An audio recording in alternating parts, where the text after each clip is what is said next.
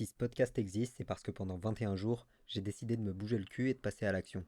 Alors suis mon exemple et fais quelque chose de productif pendant que tu m'écoutes. Quelle relation vaut-il mieux avoir avec la difficulté? Est-ce qu'il vaut mieux provoquer les choses difficiles pour que ce qui est inconfortable paraisse simple, ou au contraire les éviter le plus possible? Ça, c'est une note de mon téléphone qui date de juste après l'été 2022 qui a été le pire été de ma vie. Ça a été tellement une période euh, de difficulté qu'avec mon frère, on l'a surnommé le chaos. En 2 mois, j'ai dû faire face à la maladie, la séparation de mes parents, la perte de repères complète, l'effondrement des piliers que mes parents représentaient, le décès d'un membre de ma famille, des traumatismes familiaux qui remontent et en plus de ça accompagné d'une colère et d'une rage intense qui me bouffe de l'intérieur et mon premier véritable chagrin d'amour.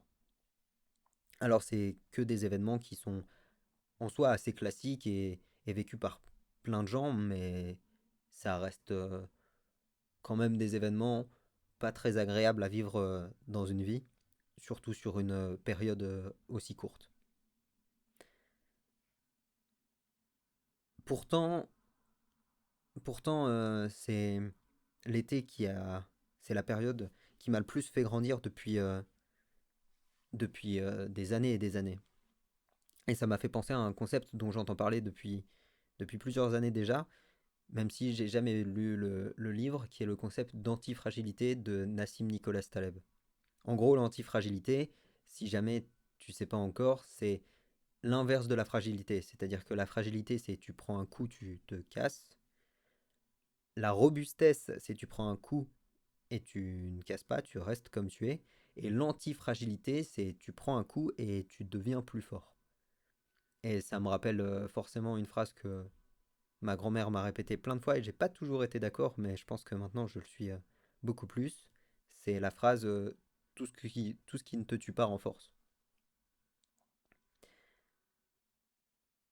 Je me suis vraiment posé cette question de est-ce qu'il vaut mieux que je m'entraîne pour que la difficulté, pour être prêt à la prochaine difficulté, ou est-ce qu'il vaut mieux que je fuis cette difficulté et que j'essaie de l'esquiver le plus possible et que je fasse avec celle qui me tombe dessus.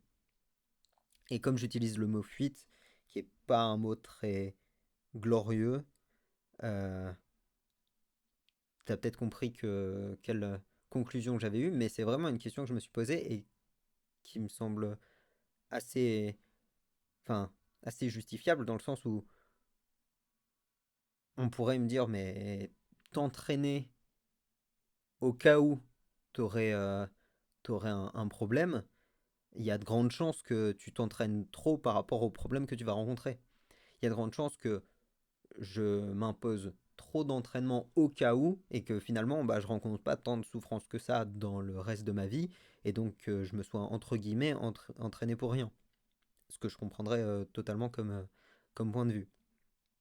Cependant, je pense que j'ai trop besoin de d'avoir l'impression de contrôler et de pas avoir l'impression de subir les choses. Et donc comme je peux pas contrôler les événements qui m'arrivent parce que c'est pour le coup pas de mon ressort, en tout cas pas complètement, mais par contre je peux contrôler ce que je mets en place moi de mon côté. Mon père pendant toute toute mon enfance et adolescence, il m'a répété qu'on avait l'obligation de moyens et pas de résultats. Et c'est intéressant parce que comme on a l'obligation de moyens et pas de résultats, ça redevient sous notre contrôle. Les résultats, ce qui m'arrive dans ma vie et si j'arrive à faire les choses ou pas, c'est pas de mon ressort. Par contre, ce que j'ai mis en place pour y arriver, ça c'est ça je peux agir dessus. Et voir les choses sous cet angle-là, ça m'a permis une autre chose, c'est que ça m'a permis de d'aborder les les difficultés qui me tombent dessus d'une autre manière. Comme je les contrôle pas de toute façon, euh, c'est pas de c'est pas comment dire, c'est pas de mon ressort, mais par contre maintenant je les vois un peu comme des boss de fin. C'est drôle que j'utilise cette métaphore alors que je joue jamais aux jeux vidéo. Et j'y ai jamais vraiment joué d'ailleurs.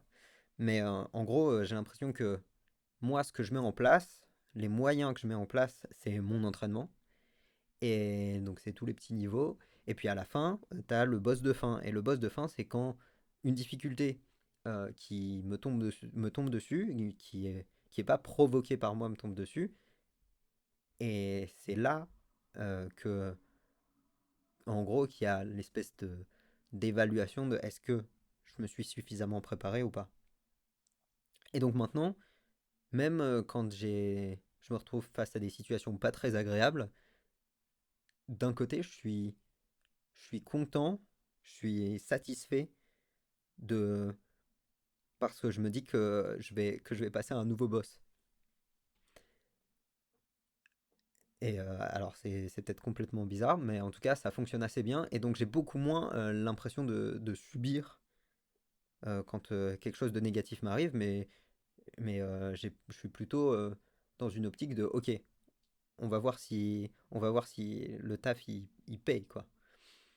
Et c'est beaucoup plus agréable d'envisager les situations difficiles comme ça. En plus, si on fait le choix d'aller soi-même à la rencontre pardon, de la difficulté, au lieu d'attendre qu'elle nous tombe dessus, plus ou moins, et d'essayer de l'éviter, c'est on se met dans des situations de danger, certes, parce que c'est des situations difficiles, alors danger, toute mesure gardée, mais de danger contrôlé. Même, je sais pas, dans une situation de combat, si tu passes ta vie à esquiver les combats et qu'un jour, bah, par malheur, il y a quelqu'un qui a décidé de te péter la gueule, t'es dans une véritable situation de danger. Parce que bah, le mec, si t'es en vraiment mauvaise posture, et bah, s'il a décidé qu'il allait te terminer, et bah, il va, il va pas attendre que tu te relèves et te dire ok, attends, on fait un truc, on fait attention. Non, il va juste te péter la tronche. Alors que si tu fais un entraînement, je sais pas, tu vas t'inscrire dans un club de sport de combat et tu fais un entraînement, si tu es vraiment dans une situation en difficulté, dans une situation vraiment dangereuse, eh ben ton adversaire il va arrêter, il va te relever, il va attendre que tu sois relevé, etc. Et c'est une situation de danger contrôlé.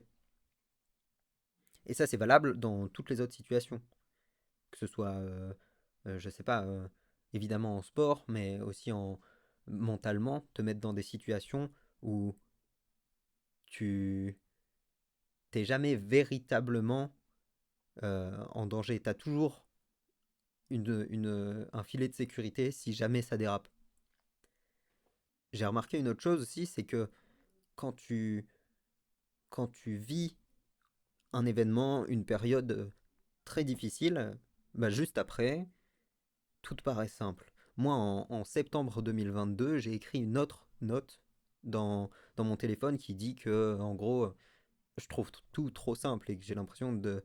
Je dis exactement que j'ai l'impression d'avoir gagné le jeu de la vie. Parce que, en réalité, euh, par effet de contraste avec ce que j'avais vécu l'été précédent, tout était facile. Évidemment, c'est normal. Quand tes problèmes, ça passe de gérer un deuil, une séparation, etc., des émotions très fortes, à tiens, aujourd'hui, il faut que je fasse les courses, bah, c'est évident que c'est plus simple. Et c'est évident que ça te paraît même banal. Donc, par effet de contraste, les choses qui te paraissaient peut-être un peu chiantes, bah, vas-y, c'est tellement simple. Donc, les choses qui te paraissaient difficiles, elles deviennent vachement plus gérables, etc., etc. Donc, faire des actions difficiles, ça te permet que le reste de ta vie te paraisse beaucoup plus simple. C'est pareil, ça te permet de faire des actions difficiles, ça te permet de péter des croyances limitantes. Moi, la première fois que j'ai compris ça, c'était en, je sais plus quelle année, je dirais 2017-2018 peut-être. Ouais, 2018 je pense. J'avais 15 ans et j'étais parti en vélo pour faire un camp itinérant avec les scouts, où en gros on faisait 400 km entre Bordeaux et Toulouse, en faisant des détours évidemment, à vélo, sur une semaine.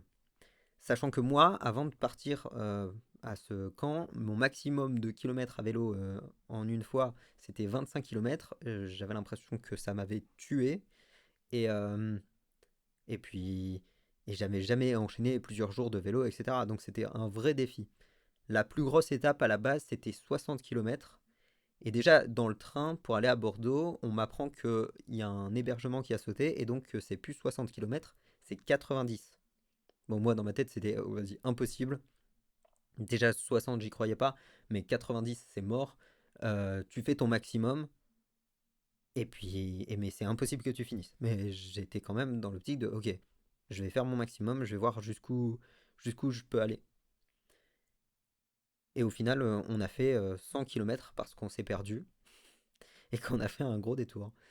Euh, et j'ai fait les 300 autres kilomètres de la semaine, non sans difficulté, mais je les ai faits. Je me suis jamais dit, ok, là c'est impossible, c'est bon, c'est fini. Genre, je suis au bout, je peux plus pédaler.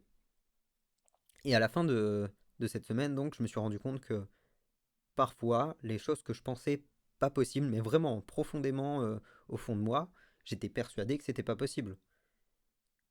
Et bah, des fois, ces choses-là, elles sont, elles sont possibles. Des fois, les limites, elles sont pas là où on pense qu'elles sont.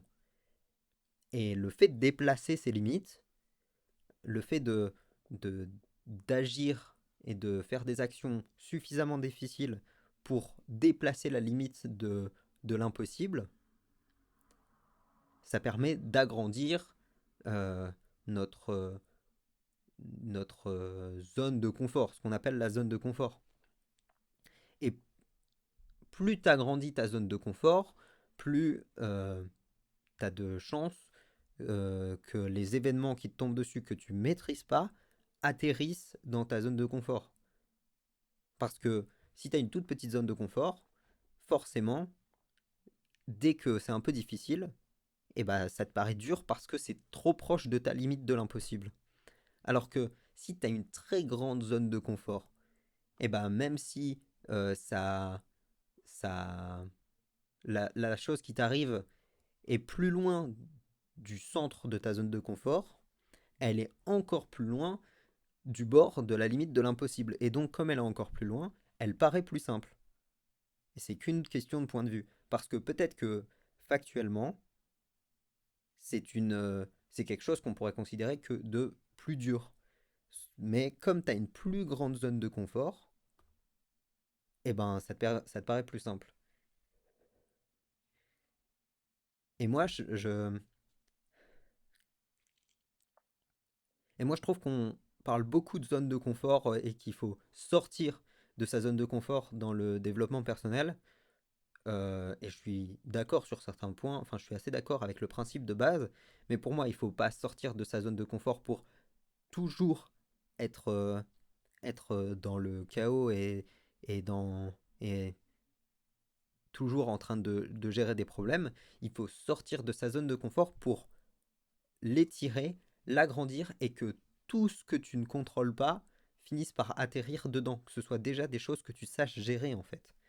Et c'est la meilleure manière pour ne plus rien subir. Parce que du coup, tu choisis ta difficulté, les choses que tu fais pour agrandir ta zone de confort, tu les choisis, et les choses que tu ne choisis pas, qui tombent dessus parce que évidemment qu'on ne contrôle pas tout dans sa vie, et bah plus ça va, plus il y a de chances qu'ils atterrissent dans ta zone de confort, et donc c'est facile à gérer. Ça coule tout seul. Donc je peux que te conseiller de faire ponctuellement des grosses actions euh, pour te prouver à toi-même que les limites sont pas là où elles sont et pour avoir des points de repère pour relativiser les autres situations qui pourraient te tomber dessus et que tu contrôles pas. Merci de m'avoir écouté. N'hésite pas à commenter ou à m'envoyer un message sur Insta. Mon compte c'est thomas.sechy, C-E-2-C-H-Y. Envoie-moi tes réflexions, tes idées de sujets, tes conseils ou tes questions. Ça m'intéresse vraiment d'avoir ton avis et qu'on puisse partager nos points de vue pour évoluer.